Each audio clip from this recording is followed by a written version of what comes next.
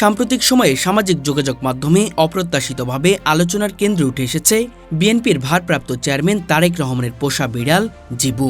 রাজনীতির উত্তাপের মাঝে একটি বিড়ালকে ঘিরে এমন তোলপাড় অনেকের কাছেই বিস্ময়কর মনে হলেও ফেসবুক, ইউটিউব, টিকটক জিবুকে নিয়ে নানা ছবি, পোস্ট ও মন্তব্য ভাইরাল হয়ে যায়।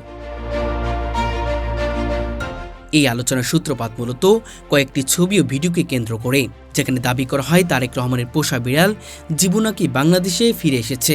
কিছু পোস্টে বলা হয় লন্ডন থেকে বিশেষ ব্যবস্থায় জিবুকে আনা হয়েছে। এসব দাবির পক্ষে কেউ কেউ আবেগঘন ভাষায় পোস্ট করছেন, আবার কেউ ব্যঙ্গ বিদ্রুপের সুরে বিষয়টি তুলে ধরছেন। রাজনৈতিক বিশ্লেষকদের মতে বর্তমান প্রেক্ষাপটে সামাজিক যোগাযোগ মাধ্যমে রাজনৈতিক ব্যক্তিত্বদের ব্যক্তিগত বিষয় দ্রুত আলোচনায় চলে আসে। জিবু মূলত একটি প্রতীকী চরিত্রে পরিণত হয়েছে, যাকে ঘিরে কেউ কেউ রাজনীতি নিয়ে রসিকতা করছেন, আবার কেউ ইচ্ছাকৃতভাবে বিভ্রান্তি ছড়াচ্ছেন। এতে করে একটি সাধারণ পোষা প্রাণীও রাজনৈতিক আলোচনার অংশ হয়ে উঠেছে।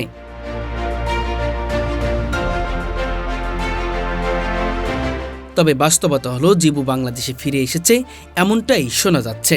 বিএনপির কোনো দায়িত্বশীল নেতা বা তারেক রহমানের পক্ষ থেকেও এই বিষয়ে কোনো মন্তব্য আসেনি। ফলে জিবু দেশে ফেরা সংক্রান্ত দাবি বর্তমানে সামাজিক যোগাযোগ মাধ্যম ভিত্তিক গুঞ্জনের মাধ্যমেই সীমাবদ্ধ। এদিকে জিবুকে কিভাবে আনা হলো এই প্রশ্ন ঘিরেও নানা গল্প ছড়িয়েছে। কে বলছেন বিশেষ ফ্লাইটে, কে বলছেন কূটনৈতিক ব্যবস্থাপনায়, আবার কেউ এটিকে পুরোপুরি কাল্পনিক বলেও দাবি করছেন।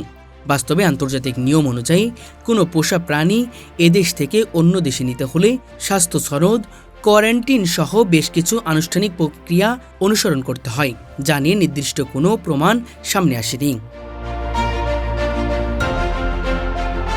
সোশ্যাল মিডিয়া বিশ্লেষকদের মতে রাজনৈতিক অস্থিরতা বা গুরুত্বপূর্ণ সময় এলে এই ধরনের হালকা কিন্তু ভাইরাল বিষয় দ্রুত ছড়িয়ে পড়ে।